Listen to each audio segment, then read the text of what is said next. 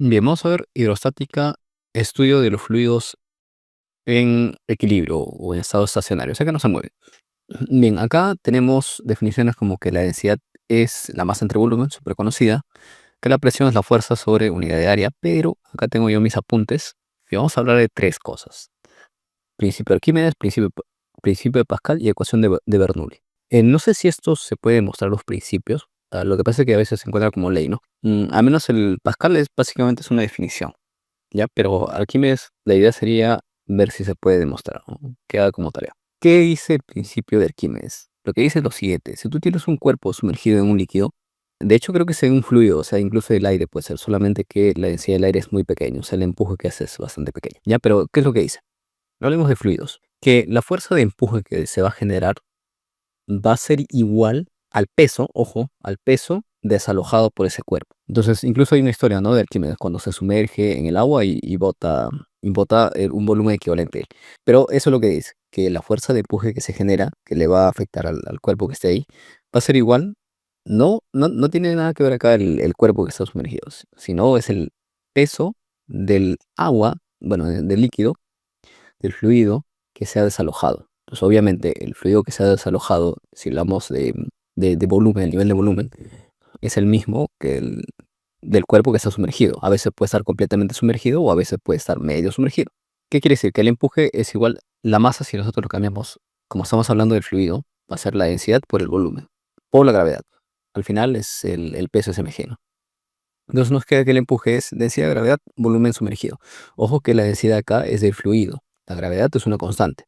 Y el volumen sería el volumen desalojado, o en todo caso sería el volumen de lo que está sumergido, ¿no? Porque lo que se sumerge es lo que desaloja. Y si nosotros comparamos, por ejemplo, en general, porque al final tú vas a tener un cuerpo que está en el fluido, si el cuerpo estuviera en equilibrio, ojo, este solamente es en el caso de que está en equilibrio, por ejemplo acá, tú dirías que, o sea, si no se hunde, ¿no?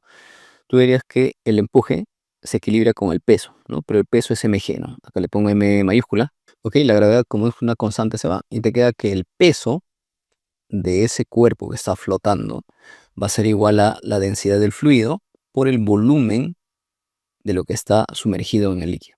Ok, eso es el principio de Arquímedes. ¿Qué otra cosa podemos comentar acá? Tres escenarios, ¿no? Acá tienes cuando está en equilibrio el empuje con el peso, por ejemplo, en este caso. ¿Qué sucede? Que normalmente esto va a estar flotando, el cuerpo en el fluido va a estar flotando. Pero ¿qué pasa si el peso es mayor que el empuje? Que puede suceder, ¿no? Hay gente que este es muy, muy denso, o sea, que el peso es más del volumen de la fuerza de empuje que genera, entonces esto se va a ir al fondo. Y si el empuje es mayor que el peso que tiene esto, por ejemplo, puede ser una pelota de playa que prácticamente no tiene peso, ¿ok? Entonces, ¿qué va a pasar? Que se va a quedar flotando. Bien, pasamos al principio de Pascal. Súper útil también. En el caso del principio de Pascal lo que dice es lo siguiente. Primero definimos esto, ¿no? Dos cosas. La presión es la cantidad de fuerza que se hace por unidad de área. Entonces, hablar solamente de fuerza muchas veces no conviene. Por ejemplo, si nosotros tenemos esto, ¿no? Obviamente, en donde se va a incrustar es en el segundo caso, en el clavo. ¿Por qué? Porque su área es bien pequeña, porque la presión es mayor. La fuerza puede ser la misma. Digamos, las consecuencias sobre los cuerpos van a ser distintos dependiendo del área que tenga. Por eso no hablamos solamente de fuerza, hablamos de presión. Bien, ese es uno. Y el segundo es que se define o se trabaja o se asume que los fluidos líquidos con los que se trabaja acá son incompresibles.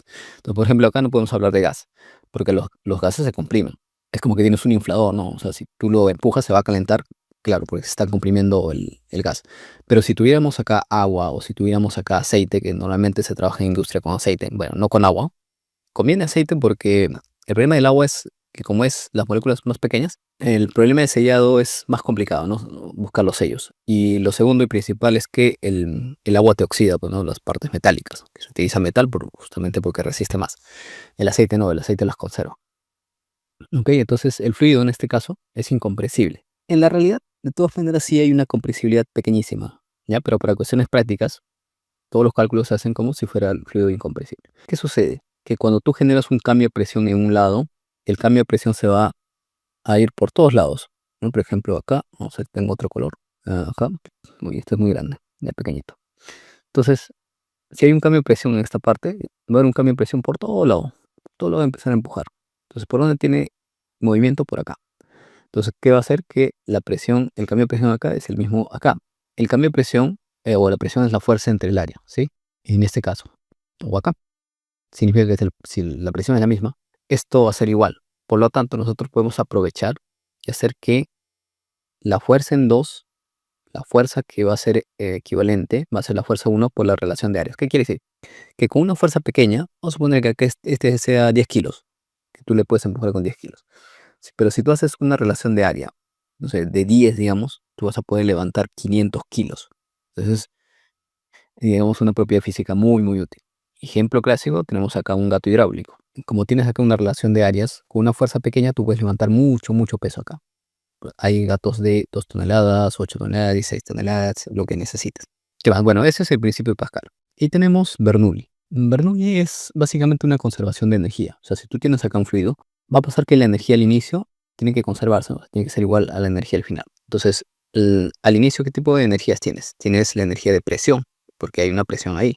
Tienes la energía de movimiento, porque el fluido se está moviendo. Y tienes la energía potencial gravitatoria, porque si tomamos una referencia, en este caso acá, respecto a cierta altura siempre vas a tener potencial gravitatorio. ¿Ok? Esto digamos, al inicio tiene que ser igual al final, ¿no? En un escenario 2 que se analice. ¿Qué más podemos hablar de la ecuación de Bernoulli? Bueno, esto es bastante útil para analizar muchos fenómenos. Incluso en la realidad también se sigue utilizando esto. Solamente que si es un análisis de fluidos un poco más complejos, pero, por ejemplo, agua que se lleva en una tubería o que se va a mover, aquí hay que considerar las pérdidas. Por ejemplo, no es lo mismo ir por una superficie que es, acá se asume que no hay rozamiento, ¿no? Pero si esto fuera tubo de PVC, plástico, no es lo mismo que tubo de acero, ¿no? En el acero tienes más pérdidas, más rozamiento. Y si tienes codos, si tienes quiebres, eso también va a afectar y va a haber pérdidas. Entonces las pérdidas puede ser un valor bastante alto si nos ponemos a analizar. De hecho, bueno, no lo tengo a la mano, pero hace poco justo hice un análisis de todo eso. En una mina que botaba los relaves y luego se iba por un tuberio, ¿no? Pero partes de esto, de lo básico, que es ecuación de Bernoulli. ¿Qué más podemos hablar? Acá algo importantísimo, interesante, es lo que mucha gente confunde. Y yo lo he visto mucho porque en varios trabajos siempre hay esa idea equivocada. El de lo siguiente. Acá hay dos cosas que podemos analizar. Mira, tú tienes un cambio de sección, por ejemplo, puede ser una válvula donde se estrangula. Tienes una reducción de área. ¿Qué pasa si tienes una reducción de área? Definitivamente, eso lo podemos ver, ¿no? Si tú agarras una manguera y le cierras un poco la salida, la velocidad se va a disparar. Entonces, ¿qué quiere decir? Que si tienes una diferencia de áreas, donde tenga área más pequeña, la velocidad va a aumentar. Si la velocidad aumenta, necesariamente, acá, la energía cinética está aumentando. Y como la energía total tiene que conservarse, necesariamente tiene que bajar. O sea, si estamos al mismo nivel, este no cuenta. Entonces, necesariamente, si esto aumenta, la cinética, necesariamente la depresión tiene que bajar. ¿Eso qué quiere decir? Que en esta zona donde la velocidad es mayor, la presión es menor. Y eso lo podemos ver experimentalmente si ponemos acá estos tubos. Una forma de medir la presión es con alturas, ¿no? Y acá justamente se ve de que del nivel que está, esto va a bajar. Esto va a bajar, ¿qué quiere decir? Que la presión está disminuyendo en esta zona. Caudal. Esto en todo lo que es fluidos es un concepto básico, ¿no? Que el caudal es la cantidad de volumen que se tiene en determinado tiempo. Y esto es súper útil porque cuando se trabaja, cuando se diseña, por ejemplo, muchas veces se necesita este dato que es muy, muy sencillo de dar. Tú puedes tener, por ejemplo, agua saliendo de intercambiadores, de rociadores, de lo que sea. Una cosa que tengas agua. Entonces se necesita el dato de cuánta agua necesitas para hacer los cálculos, para diseño, para todo. Tan fácil es, por ejemplo, si tienes acá una tubería y acá está saliendo agüita, pones simplemente tu cubeta. Es un ejemplo básico, ¿no? Pero puede ser cualquiera. Y tomas tu reloj en un tiempo dependiendo, puede ser 1 minuto, 10 minutos, dependiendo qué tanto necesites llenar, ¿no? Y cuánto volumen ha llenado, una forma muy, muy sencillo. Si tienes una forma, si esto está marcado de frente, ¿no? ¿Cuánto volumen ha llenado en determinado tiempo? Y calculas el caudal. Caudal y de todas maneras tienes que dar el dato de volumen o tiempo para tener los datos, para sacar el flujo másico, un montón de cosas. Mencionar acá, mira, eso que también está en la presentación. Aprovechamos el principio de las presiones. Por ejemplo, en construcción se utiliza mucho esto. ¿Cómo haces para que todo quede nivelado? Una forma muy, muy antigua, pero muy práctica es justamente esto. Tú tienes acá una pequeña tubería, ¿ok? Y como la presión atmosférica es la misma, porque ambos se pone abierto, entonces el agua va a buscar siempre el nivel. Entonces, ¿eso qué quiere decir? Que tú puedes trazar los niveles en distintas partes. A ver, ¿qué más tenemos? Hidrostática, y aquí está Acá lo ponen como sacón, como ley. La ley de Pascal. Arquímedes, bueno, acá habla del tema de la fuerza, ¿no? Que se une, ¿no? Ahí está justamente si la presión es la misma, los niveles van a ser lo mismo de lo que te acababa de mencionar. Ya, pero si tienes otro fluido, o sea, combinación de fluidos, va a depender mucho de su densidad. Vámonos a los ejercicios rápidamente para terminar, o si no, vemos esto, ¿no? Acá habla justamente de la relación de velocidades, tiene que ver con la relación de áreas. Lo que te decía, si hay una reducción del área, si ves V1 a S2, o sea, si tú tienes, hay una relación inversa, ¿no? Donde tenga más área, va a tener menos velocidad. Donde tenga menos área, va a tener más velocidad. Bueno, acá llegamos a lo que es, bueno, ese de acá sería Bernoulli. Y tenemos una última teoría, que es la ley de Stokes me parece que es. Se estaba acabando la batería de la laptop. Ya. Entonces, acá lo que te dice que si tú tienes objetos en el agua que se estén moviendo, ojo, y acá ya se está moviendo, va a haber una resistencia del fluido, naturalmente, tanto en el aire como en el agua.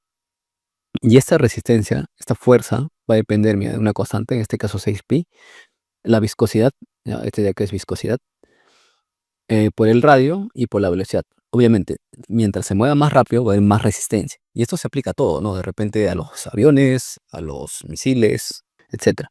Entonces, por ejemplo, si tú tienes acá un torpedo que va en el agua, hay que ver el tema de la resistencia. Dependiendo de la velocidad, acá se va a buscar que el flujo sea laminar o turbulento, ¿no? Ya, pero esos son otros temas. Bueno, te habla de eso. Entonces, vamos a rápidamente a los ejercicios de acá que están súper rápidos. Acá te dice, en el agua, plavaets, nada, una pelota, algo así, eh, el cual está a 0.25 de su volumen. Ya, y calcule, me parece que la densidad, a ver, vamos a ver. Ok, determine la densidad del material, bueno, de la pelota. Ya, muy sencillo. Entonces, el volumen sumergido dice que es el 0.25 del volumen total. Si está flotando, porque al final está flotando, significa que el peso se tiene que compensar. O sea, entonces, mira, aprovechamos esta ecuación de acá y esta masa tú puedes escribirlo como densidad por volumen. Y esto va a ser igual a la otra densidad, en este caso del fluido. F lo voy a poner, bueno, agua, ¿no? Por el volumen. Me parece, el volumen desalojado es un cuarto del volumen del otro fluido. Entonces, si se va, se va. Te queda que la densidad que te están pidiendo es un cuarto de la densidad del fluido. Sí, mira, 0.25, un cuarto de la densidad, en este caso del fluido, del agua. Y sale este valor. A ver, el 2 te dice, un cuerpo de madera, algo así, nada sobre el agua, o está flotando sobre el agua. Su volumen sumergido es 36. Ok, calcule la masa del... Y exactamente dice esto. Bloque de madera flota en el agua, el volumen de la parte sumergida es 36, determine la masa de la barra. Bueno, sencillo, ¿no? Porque justamente es esto. La masa es la densidad del fluido por el volumen sumergido. Y me parece que te dan todos los datos. Volumen sumergido lo tenemos, la densidad del agua lo tenemos, por lo tanto, tenemos en la masa. Densidad por el volumen sumergido, nada más.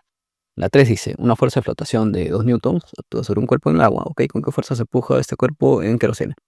Ya mira, o sea, es como que inicialmente lo teníamos en el agua y luego lo pasamos a queroseno. Vamos al concepto. La fuerza con la que va a empujar depende de la densidad. La gravedad es la misma. Y el volumen sumergido. Se supone que el volumen no va a cambiar porque es el mismo cuerpo. La gravedad no va a cambiar, por lo tanto el empuje solamente depende de la densidad directa. Entonces en el caso del agua su densidad es 1000, en el caso de queroseno su densidad es 800. Entonces significa que el nuevo empuje va a ser, o sea, 0,8, de 1 es el 80%, o sea, de 1000, ¿no? 800 de 1000. Entonces quiere decir que el nuevo empuje va a ser el 80% del anterior. Por lo tanto, si el empuje inicial era 2 newtons, el nuevo empuje va a ser el 80%, o sea, 1.6 newton. 1.6 newton. Y el último, que habla de una cosa rara, no lo había visto nunca. El último dice, determine la masa del agua que sube a través de un tubo capilar con un diámetro de tanto si la tensión superficial es esto. Mira, este la verdad es otro tema, ya, pero incluso tiene otras fórmulas. Acá te voy a poner el procedimiento. ¿Ok? Tienes la densidad, tienes el pequeño radio y tienes la tensión superficial. ¿Ok? La altura se calcula de esta manera. Es fórmula. Bueno, calculas la altura. El volumen es pi radio al cuadrado porque al final es como un cilindro. ¿Ok? Por la altura. La masa, densidad por volumen, ¿no? Tienes el volumen. La densidad es agua, es 1000. ¿Ok? Y tienes la masa. Ya, pero esto se aleja de lo que se ha hecho. Pero ahí tienes una forma para revisarlo, si quieres revisarlo más a detalle. Ya, una última cosita. En los fluidos, digamos, aplicando Bernoulli o aplicando la conservación de energía, se puede calcular, en este caso, la velocidad con la que sale un chorro.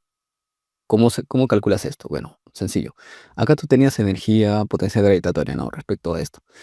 Y prácticamente, como esto se va moviendo muy, muy lento, se considera que la velocidad es prácticamente cero. O sea, de energía cinética no hay.